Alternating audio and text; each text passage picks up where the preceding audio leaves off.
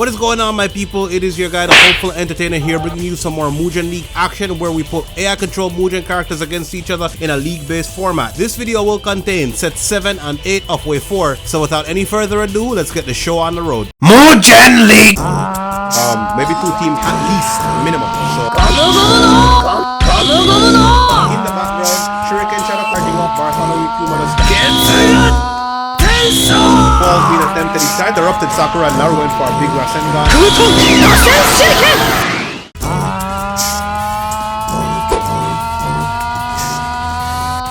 Okay, the first set of this video will be the Straw Hat Pirates going up against Allied Shinobi Forces 1. For the first game, the Straw Hat Pirates will be represented by Zoro and Sanji, and Allied Shinobi Forces 1 will be represented by Killer B and Yugito. The stage will be Corrida Coliseum.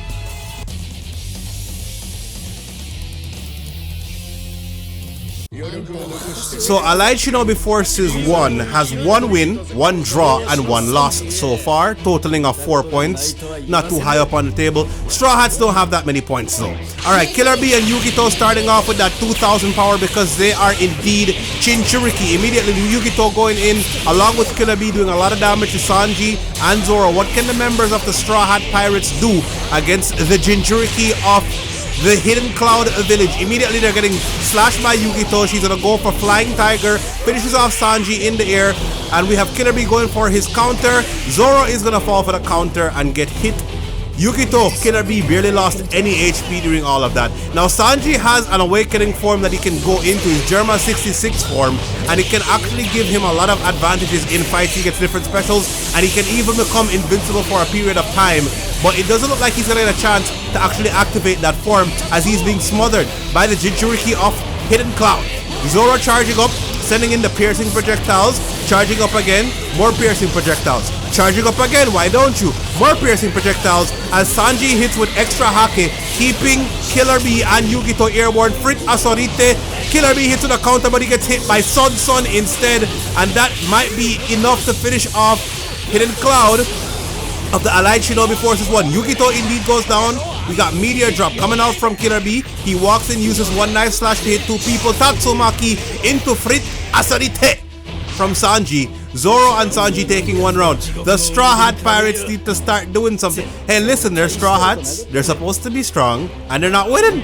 Come on, it's Zoro. Who's stronger than Zoro in One Piece? They're one person stronger than Zoro in One Piece. I'll wait. I'm just kidding. I know there are a lot of people stronger than Zoro in One Piece, but Zoro is supposed to be pretty strong. This is not his strongest form, though. I couldn't really... There was a Zoro, Onigashima Zoro. I think that's like his strongest form that I could find on Mugen, but that was too... It was too powerful. I couldn't put it in the Mugen League. He won everything. Anyway, back to the match. Killer B has transformed into the Bijou mode. Yugito tried to go for her Angry Roar, but Killer B will get the Angry Roar executed.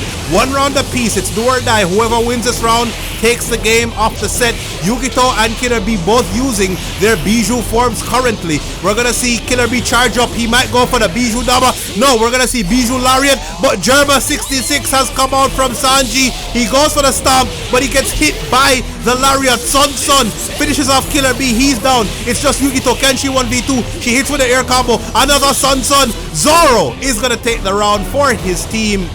Straw Hat Pirates get at least 1 game, and with that they get at least 1 point in the set. I wish Zoro had some quotes, but he doesn't. Moving on, we will get into the second game of the first set, which will be Jinbei and Frankie going up against the Mizukage Mei and Zabuza. The stage will be the same, Corrida Coliseum.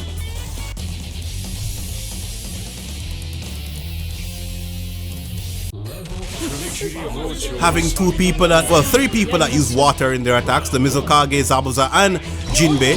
Immediately Jinbei getting hit by Yoton, Yokai no Jutsu. Mizukage makes, I'll just focus on her, since she's the one doing all the damage. Kirigakure no Jutsu coming out from Zabuza. I still don't know what that Jutsu does apart from obscure the screen. We're gonna see Stronger Raito from Frankie, followed by Kude Boo. He's gonna walk it. I can barely see what's going on the screen. I can see the Gyojin catch hitting the Mizukage, melting mist coming out. I think Frankie is not affected by that. I think he's going for Kude Vent. Yo, you can barely see what's going on the screen with this hidden mist jutsu of Zabuza's. I don't know what's going on. Water prison, I think happened. Concrete nunchucks come out from Frankie. Suitun Gosho Kuzame comes out, but it doesn't affect Frankie's Jinbei is hit. Why are you going for it again? I can barely see what's going on. Zabuza, will you please stop going for... There are other moves that do more that... Why do you keep going for Kirigakure no Jutsu?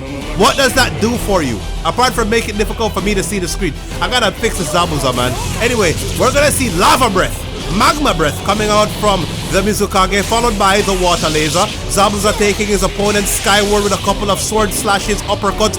Water Laser meets them as they land on the ground. We're gonna see the Guillotine Execution from Zabuza, and it looks like Straw Hats will only get a draw. Frankie and Jinbei not strong enough to defeat the Mizukage and Zabuza, so Allied Shinobi Forces 1 secure another draw for themselves. There's a big difference between Bloodlust and Terror. So Allied Shinobi Forces 1 will walk away with a draw, which is 1 point. The same goes for the Straw Hat Pirates. Now we get into the second set of the video, which will be the Warlords of the Sea, also known as the Shikibukai, going up against the Fairy Tail Guild. For the first game, the Shikibukai will be represented by Bartholomew Kuma and Boa Hancock, while the Fairy Tail Guild will be represented by Gray and Urza. The stage will be Samurai Bridge.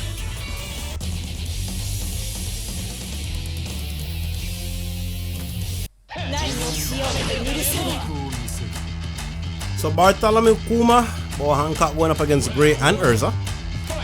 In this first game of set number 2, immediately Kuma getting into the fisticuffs, hitting him with the pop-pop combos, teleports. What's he gonna do against Gray? Gray has been marked, which means that when Kuma goes for his laser, it will hit Gray no matter where Gray is on the screen. But that depends on Kuma actually using a laser. Currently he's just standing there. He's gonna go for the Samurai Stomp, hitting them with the ceremonial attacks of Bartholomew Kuma. His legs are not very big, so I don't know if the stomp does that much damage. He's kind of top heavy, Kuma is. Anyway, Urza is basically dead. He goes for the large stomp from the air, getting some more weight on that one. And he goes for the stomp again, hitting with the Pawpaw Barrage, another stomp combo coming out. Gray is trying to fight back, but he's going to get hit by Slave Arrow, which basically finishes him off. One palm strike to the chest is enough to end Gray after he got hit by that move. Bartholomew Kuma and Boa Hancock taking the first round. Now, my word, Gray starting off trying to go for the Ice Maker Cannon, but he got interrupted. Luckily for Boa Hancock, he got interrupted by Kuma.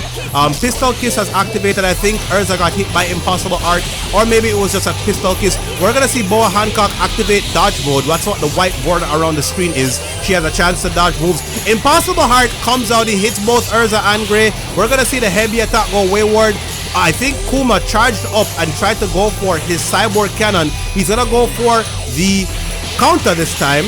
Meanwhile, Boa Hancock is kind of doing all the hard work. Kuma has been taking damage from I don't know where. It's all been Boa Hancock as she now tries to fight Urza. It's going to separate into a 1v1 between the Fair Maidens. Urza going for Sword Cycle. Pistol Kiss is going to miss. Urza just staying in the air. Ice Make Shield. Gray is staying out of this. He's going to let the two warriors fight out. But no, Urza goes down. So it's just Boa Hancock versus Gray. If Boa Hancock takes this round, she wins the game for her team. She's going to hit with a Pistol Kiss. Pistol Kiss again. Gray goes for Ice. Guys, that does so much damage. Hold on. Boa Hancock activates the dodge mode. Gray, Super Freeze Arrow. She's not going to be able to dodge that one though.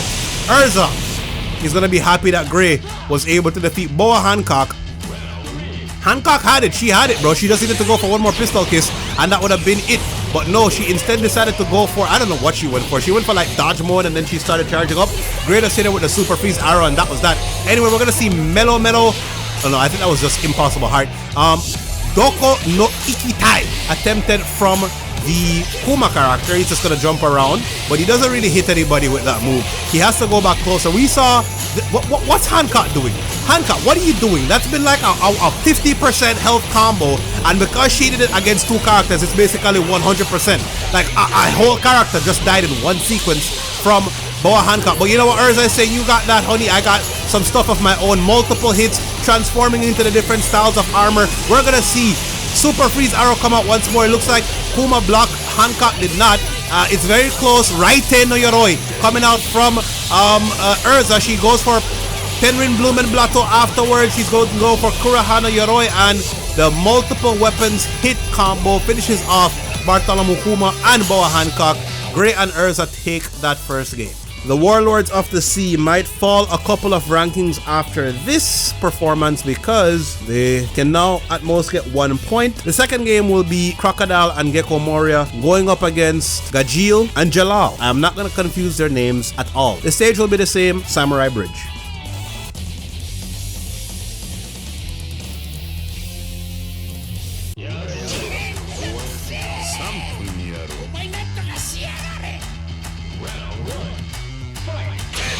Alright, Tetsuya no Hoko connects.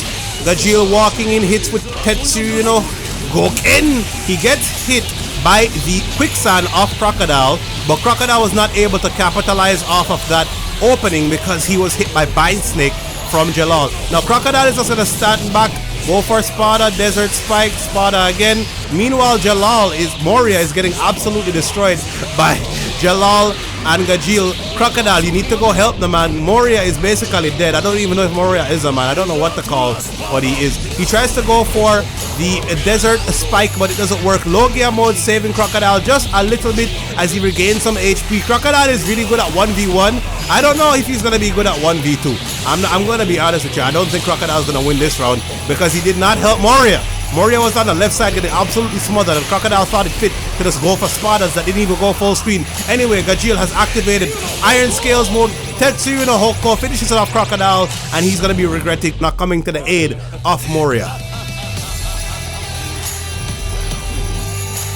Round number 2, maybe Crocodile can improve on his teamwork in this round. He's going to have to do that if he ever wants to win more. What the? We're going to see the Sand Bomb come out, and it actually hits both Jalal and Gajeel, even though Gajeel didn't look like he was going to get hit by that. Moria tried to fight Jalal on the right side. Jalal is kind of catching him in the block string. He goes for the dashing damage. He tries to go for fade away, or at least Shadow Thief there, Gecko Moria did, but he cannot match Jalal's movement. Jalal is just basically using his dashing damage to do damage to Moria, and it's uncontested. Moria goes for Brick Bat, and that's the only thing that he has that can do anything. Meanwhile, Crocodile is just constantly Spada-ing Gajeel. He really loves going for Spada, this Crocodile. Moria has been dealt with, so it's now Jalal versus Crocodile. Who will win this one? Jalal gets hit by the Desert Tornado. He's gonna get hit by the hook combo. Sabul Spada, Sabul Spada. This is the 1v1 potential of Crocodile. He spams like mad, and he's bloody effective at it too.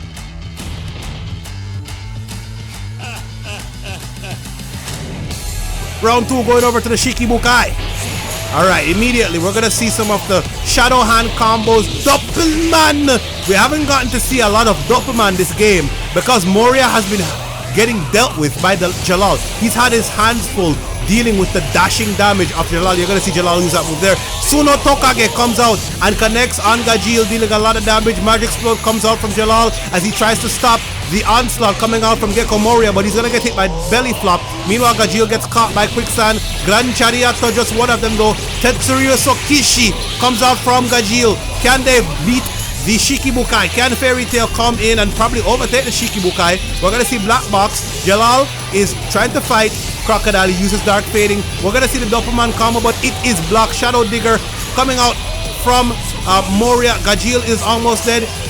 Gajeel bites the dust, or bites the bait, gets hit with the fade away. Meanwhile, we have Crocodile going for the Gratule Spada, the Desert Sword, when he's in the air. And it's just Jalal now. He gets Magic Mark against Gecko Moria, or Magic Mark against both of them, but it's not going to last very long. Hold on, he's still alive, but the Desert Tornado finishes him off. He was able to finish off Moria with the mark, but Crocodile spam is like never ending. He just keeps going for Spadas. His 1v1 game is pretty good. His up close game is pretty good. Far away, when Moria needs some health, he's not that good in that situation. But up close, Crocodile is a menace.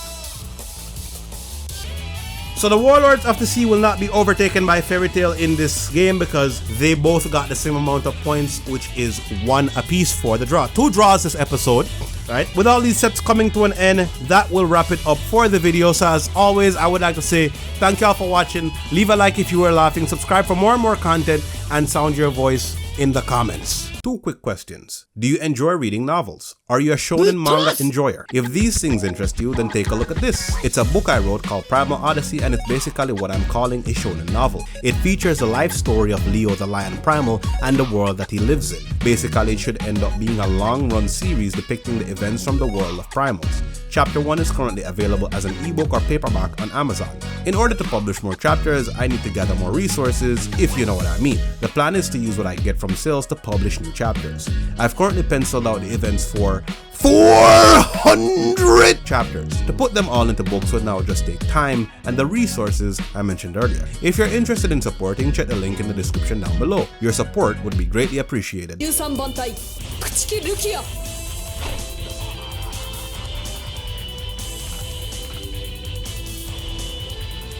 挽回白虎のそばに